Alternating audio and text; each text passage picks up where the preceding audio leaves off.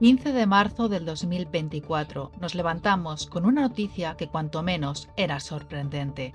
Los titulares nos informaban que después de 40 años, gracias al ADN, se había identificado al protagonista de acabar de forma violenta con la vida de Barbara Tucker en 1980. Todo sucedió gracias a un chicle que el autor del crimen había tirado al suelo en el 2021.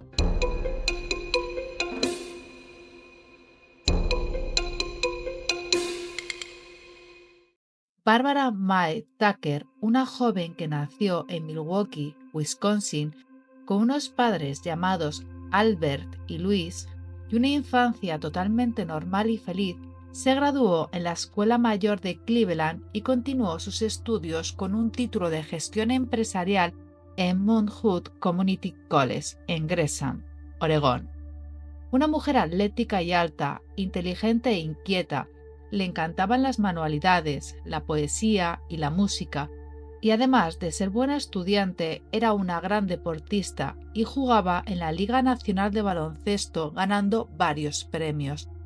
Pero tuvo que dejarlo cuando comenzó sus estudios superiores, ya que era incompatible continuar en el nivel que estaba sin perjudicar su carrera universitaria. De hecho, eligió Mount Hood para poder continuar jugando a baloncesto. Bárbara estaba en segundo grado de titulación y desde primero vivía sola en el campus, en un complejo de viviendas destinado para uso de los estudiantes, cerca del campus. Era una alumna responsable y no solía faltar a clase, y una vez a la semana, de 7 de la tarde a 10 de la noche, tenía clase de negocio. Para llegar al aula, tenía que realizar un camino de unos 8 minutos que conllevaba pasar por una zona boscosa que estaba en el campus, justo al lado de un parking de coches, un recorrido sencillo, rápido y que no era la primera vez que realizaba, pero sí sería la última. A las 7 de la tarde del día 15 de enero de 1980, Bárbara tenía clase nocturna de negocios. Era invierno y hacía frío. Solo tenía que andar durante 8 minutos y estaba en clase. Para ello tenía que pasar la zona de bosque que se encontraba al lado del lago artificial que había en el campus. Era invierno, hacía frío y había poca gente a esas horas por la zona. Ella continuaba su camino, andó por la acera y se introdujo dentro de la zona boscosa no muy amplia, y era una forma rápida de acortar el camino, pero cuando estaba totalmente dentro de esa zona, un hombre la sorprendió. La agarró fuerte y le asestó varios golpes en la cabeza. Bárbara intentó defenderse de él y de hecho consiguió zafarse de su asaltante un instante, lo suficiente para llegar a la calle colindante. Allí realizó varios aspavientos, levantó las manos como pudo, intentó llamar la atención, pero nadie le hizo caso. Parecía ser invisible. No podía gritar, no podía hablar. El terror inundaba su cuerpo, sus cuerdas vocales. Solo necesitaba ayuda y nadie le hacía caso. Solo el hombre que la había asaltado, que la volvió a agarrar y la arrastró hacia los árboles de nuevo. El 16 de enero, al día siguiente, sobre las 8 de la mañana, el campus comenzó su rutina. La oscura noche había terminado para dar paso a un nuevo día de clases, encuentros con compañeros y alto consumo de café y largos días de estudios. En el parking, diferentes alumnos aparcan sus coches o pasan andando para poder acudir al edificio donde dan las clases. Pero hay algo extraño, algo que no es normal. En una pendiente cubierta de arbustos, algunos alumnos se encuentran un cuerpo. Es una joven, semidesnuda, en una posición antinatural, una imagen imposible de olvidar. Enseguida dan la voz de alarma, llaman al 911 y los servicios de emergencia acuden de forma inmediata. Una vez en la escena del crimen, los médicos solo pueden certificar el fallecimiento de la muchacha. A simple vista, se ve que no es un fallecimiento natural, se encuentra semidesnuda, con muchos signos de agresión. Hay que comenzar una investigación, hay que realizar una autopsia. La autopsia está prevista para el jueves 17 de enero, pero se puede intuir cuál va a ser el informe. Los agentes tienen claro que la joven ha luchado contra su agresor por las evidencias en su cuerpo. Tiene varios golpes, muchos de ellos en la cabeza, y fue abusada íntimamente. Está solo desnuda de cintura para abajo. Los medios, de forma inmediata, se hacen eco de la noticia tan terrorífica que baña la zona. Varios periódicos hablan de la fatal historia y la policía los tiene como medio para comunicar al pueblo qué buscan y a quién pueden buscar. Es un altavoz, estamos hablando de 1980. No existen móviles, no existe internet y, por supuesto, no existen las redes sociales. Varios testigos comienzan a hablar y todos coinciden en que vieron a una joven corriendo por la calle colindante del bosque, realizando gestos con las manos e incluso con la cara llena de sangre, parando coches y que nadie ayudó a la joven.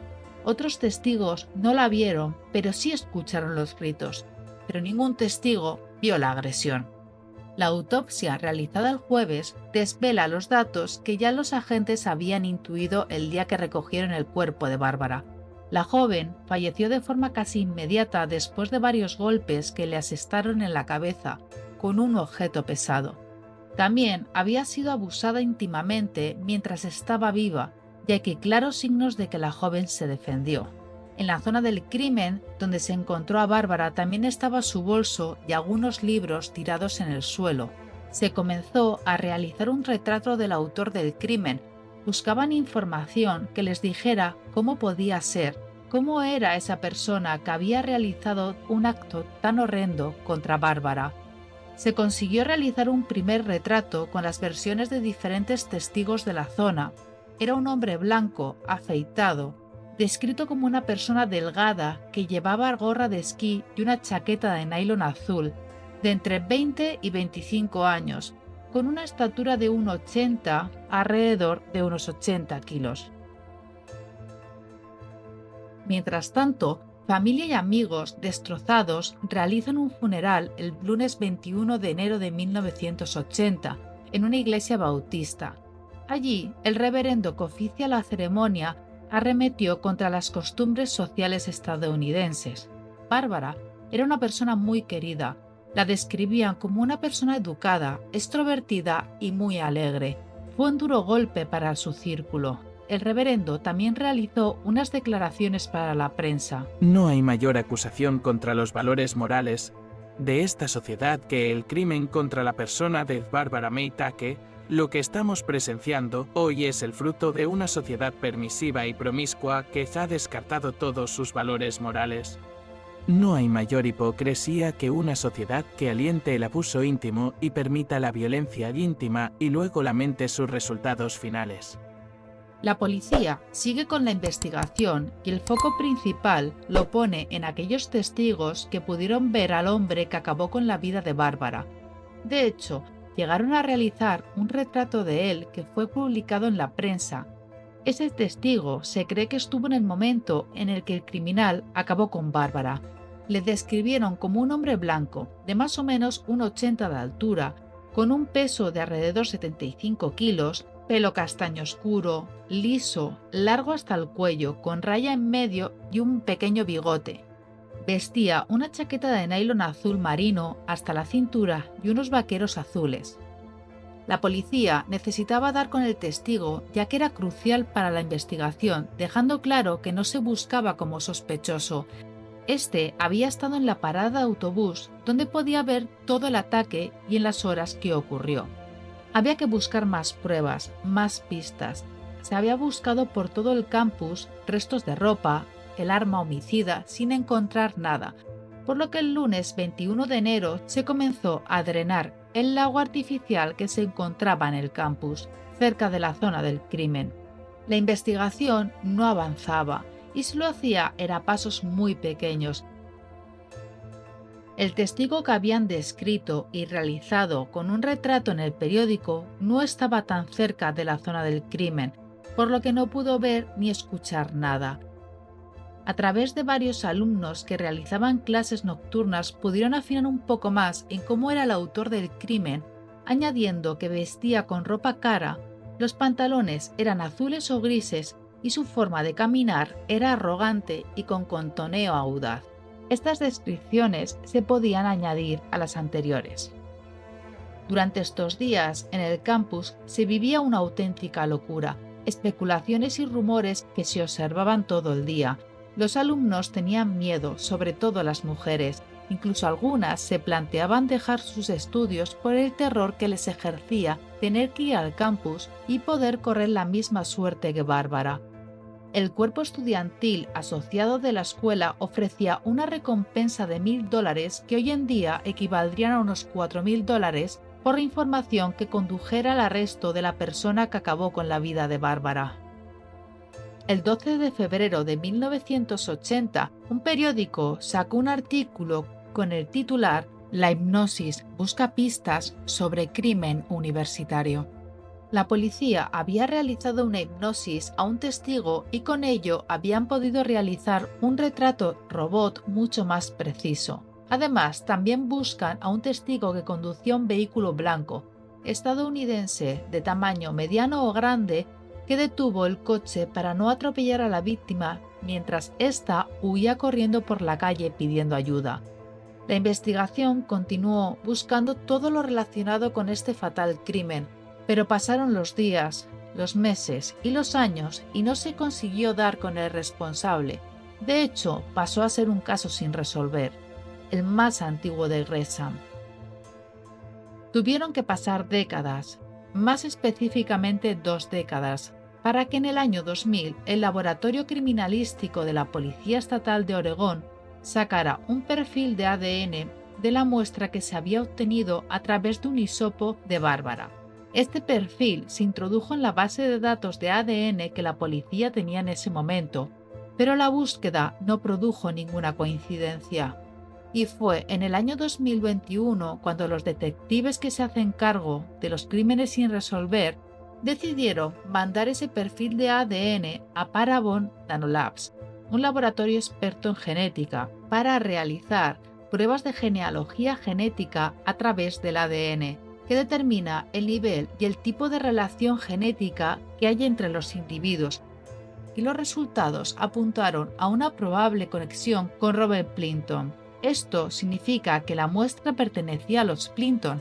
Ahora tocaba saber si era Robert Plimpton el culpable del crimen. Se le comenzó a vigilar, lo que dio la posibilidad de obtener un chicle que el presunto autor del crimen tiró al suelo. Fueron los detectives los responsables de recogerlo y mandarlo a Parabon Nanolabs, donde se realizó el perfil de ADN que coincidía con el que se había encontrado en el cuerpo de Barbara Tucker, el día que acabaron con su vida. El 8 de junio del 2021, Robert Plimpton fue arrestado y acusado del asesinato de Barbara Tucker. Plimpton solicitó un juicio ante un juez en lugar de un jurado y se declaró inocente. El juicio duró unas 3 semanas y el 15 de marzo del 2024 fue declarado culpable de acabar con la vida de Barbara Tucker. No se le pudo culpar por abuso íntimo por no poder demostrar que el hecho se dio antes de acabar con su vida. Robert está pendiente de sentencia para el 21 de junio del 2024. Pero ¿quién es Robert Plimpton? Robert Plimpton actualmente tiene 60 años, vive en Portland, Oregón. Con un largo recorrido delictivo, en 1985 fue declarado culpable de secuestro en segundo grado en el condado de Multnomah y fue sentenciado a 30 meses de prisión. En 1993 y 1997 tuvo 2 condenas por saltarse la libertad condicional y en 1997 un intento de sodomía y agresión a una mujer, caso que se desestimó por falta de pruebas.